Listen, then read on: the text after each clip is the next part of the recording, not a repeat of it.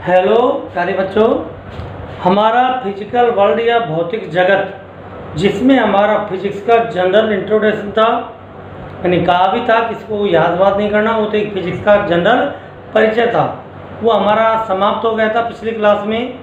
और अब आज से जो हम फिजिक्स पढ़ेंगे वो आपको समझना भी अच्छी तरह, ठीक, और उसको घर पर पढ़ना भी है। याद कर तो मैं कहूँगा रटना नहीं, जब आप समझोगे तो याद करने की ज़रूरत नहीं है, ऑटोमेटिकली चीज़ें अपने आप आपके याद हो जाएगी।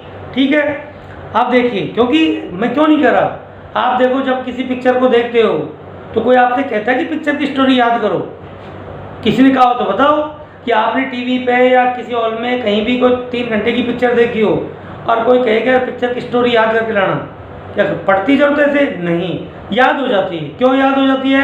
क्योंकि हमारी रुचि है और इसलिए हमने उसको पूरी चीज़ को ध्यान से देखा है। इसी तरह से फिजिक्स में यदि रुचि रखोगे, ध्यान से देखोगे, अपने आप ही याद हो जाएगा, याद करना नहीं पड़ता। जिस चीज़ में इंटरेस्ट होता है वो ऑटोमेटिकली दिमाग में क्या होगी, आपकी मेमोरी में आ जाती है। अब हमारा जो सेकंड चैप्टर है वो है मात्रक एवं मापन, यूनिट एंड मेजरमेंट। अब इसमें सबसे पहले आपकी भौतिक राशियां या फिजिकल क्वांटिटी। आप देखिए, वे राशियां जिनका मापन किया जा सकता है, परिभाषा हम दें इसकी तो क्या होगी, वे राशियां जिनका मापन किया जा सकता है एवं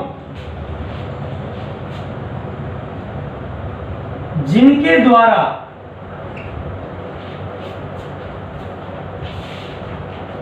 विभिन्न प्राकृतिक घटनाओं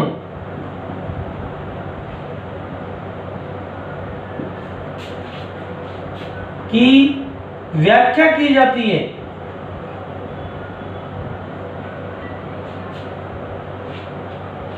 क्या भौतिक राशियां कहलाती हैं।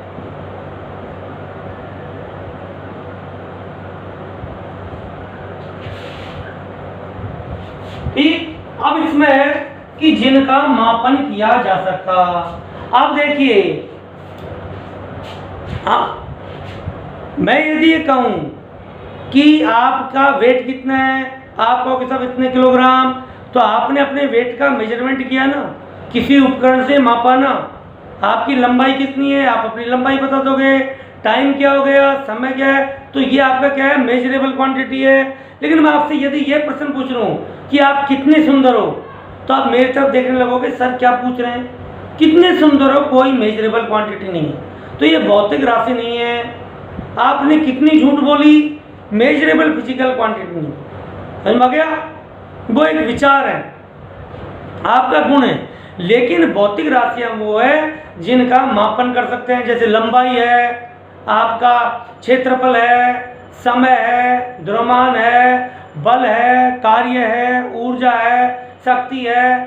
ठीक, ये सब के सब क्या है, मेजरेबल है, जो मापन योग्य है, उनका मापन कर सकते हैं। तो वे राशियां जिनका मापन किया जा सकता तथा जिनके द्वारा विभिन्न प्राकृतिक घटनाओं की व्याख्या करते हैं। जैसे अब मैं इस पेन को छोड़ूं, ठीक, छोड़ने के बाद में मैं आपसे पूछूं कहाँ जाएगी, आप बोलोगे साहब नीचे जाएगी। मैंने अगला प्रश्न किया कि नीचे क्यों गई, आप कहोगे साहब पृथ्वी के गुरुत्वाकर्षण बल ने खींच लिया, तो एक वर्ड आ गया बल, तो बल क्या है, भौतिक राशि। अब बताओ, यदि मैं कहूं कि आपके ऊपर 1 किलो का पत्थर गिराऊं, 2 किलो का पत्थर, किससे ज्यादा चोट लगेगी? आप कहोगे साहब 2 किलो के पत्थर की वजह से। मैं पूछा क्यों? आप कहोगे उसका वजन ज्यादा है। तो वजन या द्रव्यमान क्या गई, भौतिक राशि। तो आपकी विभिन्न इन जो भौतिक राशियां हैं, इनके जो पारस्परिक संबंध है, वही तो फिजिक्स के सूत्र फॉर्मूले होंगे। तो क्या है भौतिक राशियां? आप सीधा यहाँ तक भी कह सकते हो कि वे राशियां जिनका मापन किया जा सकता है वो क्या कहलाएंगी, भौतिक राशियां। और क्या काम आती है, इनके पारस्परिक संबंधों के द्वारा ही आपके फिजिक्स के सूत्र फॉर्मूले होंगे, जिनके द्वारा हम इस फिजिकल वर्ल्ड के नियमों की व्याख्या करेंगे। तो वो तो क्या होगी, भौतिक राशियां। अब ये भौतिक राशि का जो मेजरमेंट करते हैं, क्या करें, मेजरमेंट।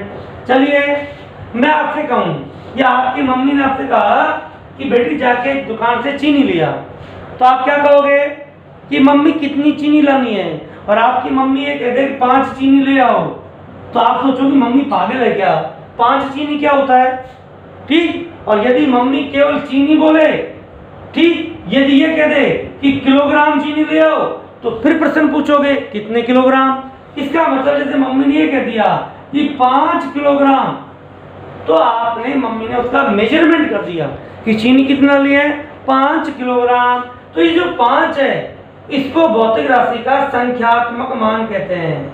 क्या कहेंगे, संख्यात्मक मान। और ये क्या है, ये है भौतिक राशि का मात्रक या उसकी यूनिट, ठीक। तो किसी भी, और ये दोनों को मिला के इसको लिखेंगे n से। n मीन्स न्यूमेरिकल वैल्यू, और मात्रक को बोलते हैं यूनिट, NU। तो जो NU है, इसे हम बोलते हैं भौतिक राशि का परिमाण, भौतिक राशि का परिमाण या मैग्नीट्यूड।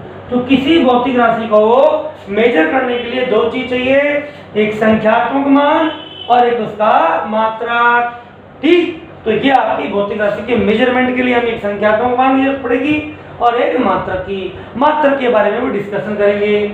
अब आपकी जो भौतिक राशियां हैं वो कितने प्रकार की होती हैं, तो हम ये देखते हैं कि भौतिक राशियां कितने प्रकार की होती हैं।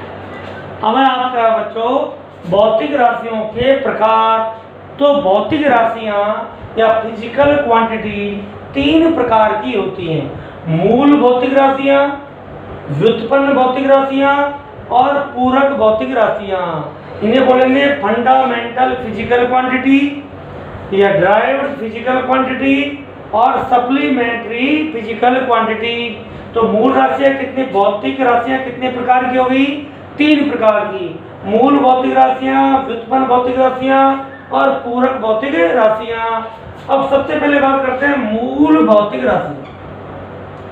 मूल भौतिक राशियां वो रहती हैं वे भौतिक राशियां, वे भौतिक राशियां जो पूर्णतः स्वतंत्र होती हैं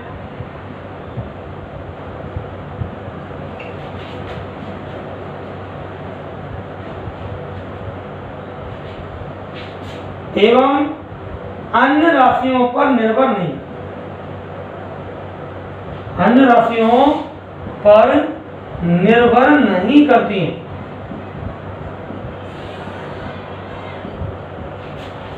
वो क्या कहलाएंगी, मूल भौतिक राशियां या फंडामेंटल फिजिकल क्वांटिटी, ठीक। ये सीधी मेजरमेंट से आती, इनका कोई फॉर्मूला नहीं है, इनका आपका कोई फॉर्मूला नहीं होगा, सीधे मेजरमेंट या मापन से आएंगी। तो वे भौतिक राशियां जो पूर्णतः स्वतंत्र होती हैं, दूसरी राशियों पर निर्भर नहीं करती। एक उदाहरण लेके बताते हैं। बताओ अंग्रेजी वर्णमाला में आपके कितने आपके अक्षर हैं, 26, ABCDEFGHIJKLMNOPQRST UVWXYZ, ठीक। अब देखो आपसे मैं पूछूं कि 26 जो वर्णमाला के अक्षर हैं, इनसे कितने शब्द बने, सब कितने ही बना लो, आपकी कितने लिटरेचर है। आप अंग्रेजी मीडियम को पढ़ रहा है तो अपनी परीक्षा की कॉपी में 26 अक्षरों के अलावा 27 अक्षर उपयोग नहीं करता। तो वो जो वर्ड बन रहे हैं वो क्या है, उनके द्वारा बने। तो जो वर्णमाला के अक्षर हैं वो मूल है और उनसे शब्द बने हैं वो आपके क्या है, व्युत्पन्न है।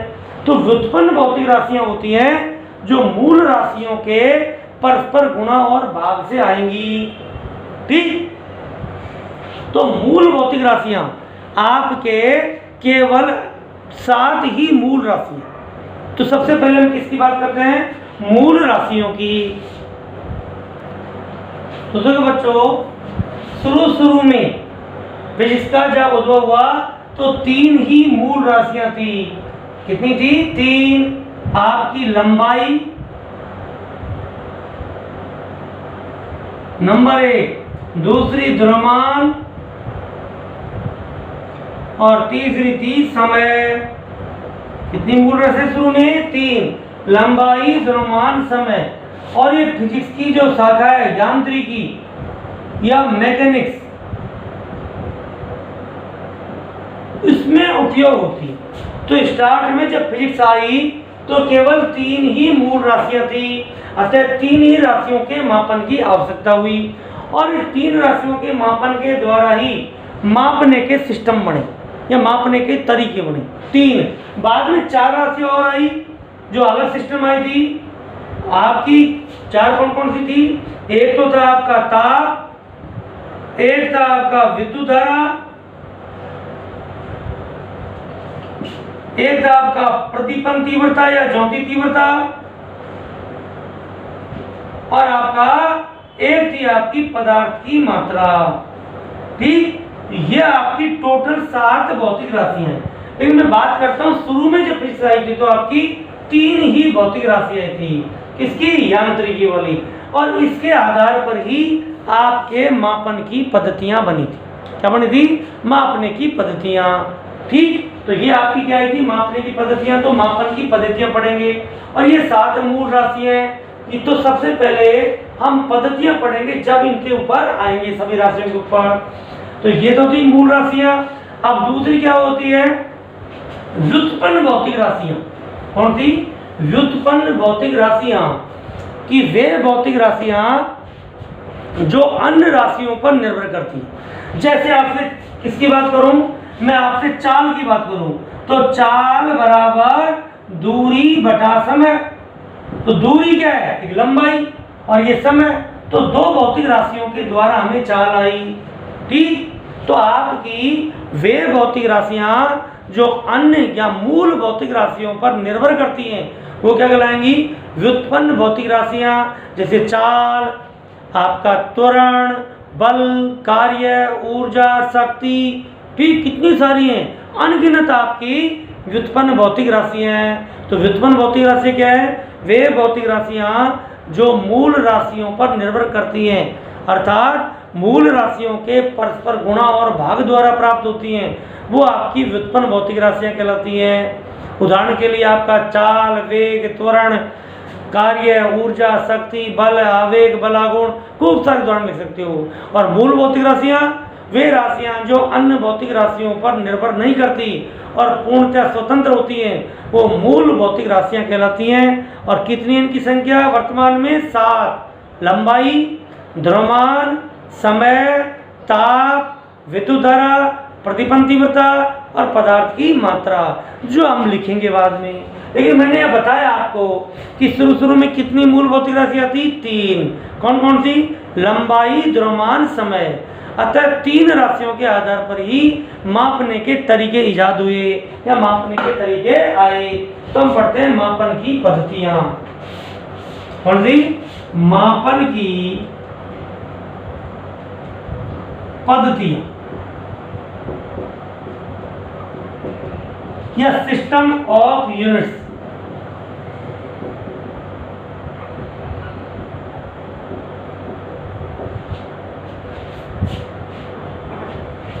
ठीक, तो आपका सबसे पहली जो सिस्टम की पद्धति है वो है MKS पद्धति। कौन सी पद्धति? MKS। इसको हम डिटेल में हम कह सकते हैं मीटर, किलोग्राम और सेकंड।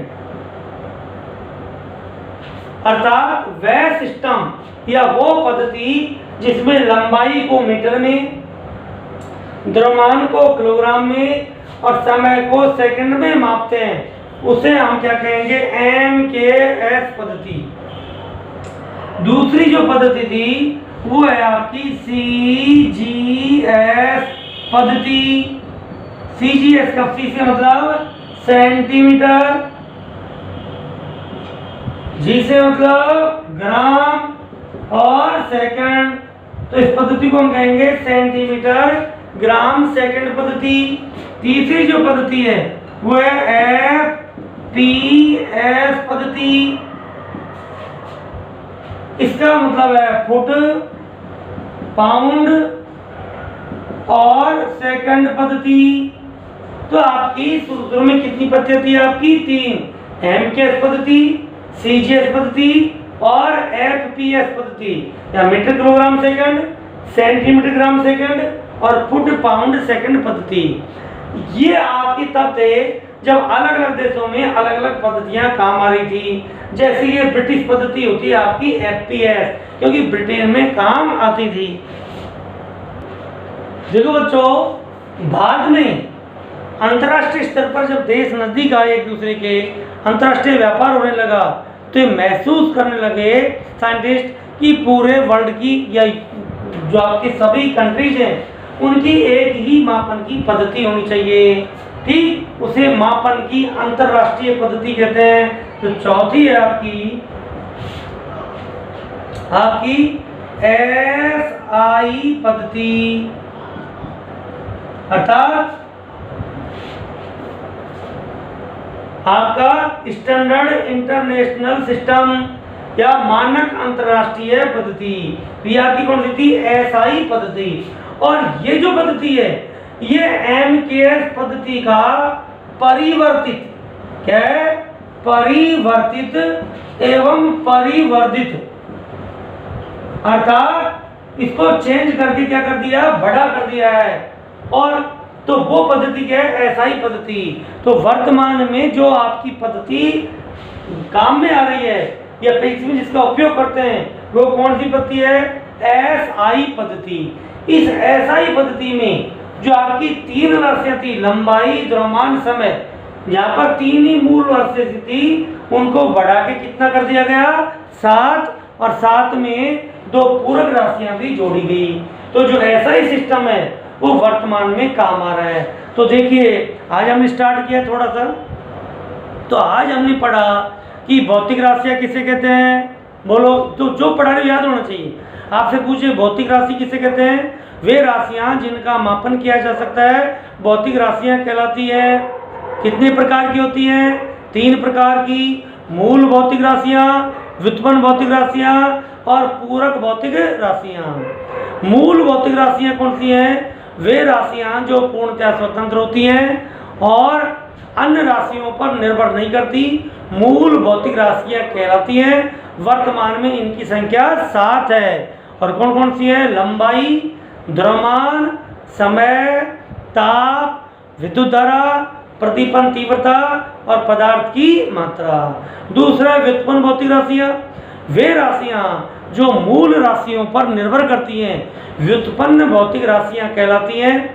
जैसे कार्य, बल, ऊर्जा, आवेग, संवेग, कितने सारे एग्जाम्पल लिख सकते हो। ये कैसे प्राप्त होती हैं? ये मूल राशियों के गुणा और भाग द्वारा प्राप्त होंगी। तीसरी है पूरक राशियां। 2 राशियां कोण और ठोस कोण ऐसी राशियां हैं जो न मूल है न पूरक है, उन्हें वो न मूल है न व्युत्पन्न है, उन्हें हम पूरक राशियां कहते हैं। अब फिर इसके बाद पढ़ा हमने मापन की पद्धति। जो मेजरमेंट करते हैं तो कितने तरीके से करते हैं? तो मापन की पद्धतियां। तो मापन की 4 पद्धतियां हैं। उसमें पहली पद्धति कौन सी थी? MKS पद्धति या मीटर किलोग्राम सेकंड पद्धति। वह पद्धति जिसमें लंबाई को मीटर में, द्रव्यमान को किलोग्राम में और समय को सेकंड में मापते हैं, MKS पद्धति कहेंगे। और जिसमें सेंटीमीटर ग्राम सेकंड मापेंगे उसे CGS, जिसमें फुट पाउंड सेकंड मापेंगे उसे FPS। और वर्तमान में अंतर्राष्ट्रीय जो मान्य पद्धति है वो है आपकी SI पद्धति, स्टैंडर्ड इंटरनेशनल यूनिट है। ठीक, मानक अंतर्राष्ट्रीय पद्धति। इसमें कितनी भौतिक राशि मूल राशि कर दी? 7, और 2 पूरक राशियां भी जोड़ी गई हैं। तो अब हम किसके बारे में पढ़ेंगे नेक्स्ट क्लास में? SI पद्धति के मूल मात्रा और फिर व्युत्पन्न राशियां डिटेल में आगे पढ़ेंगे। थैंक यू बच्चों।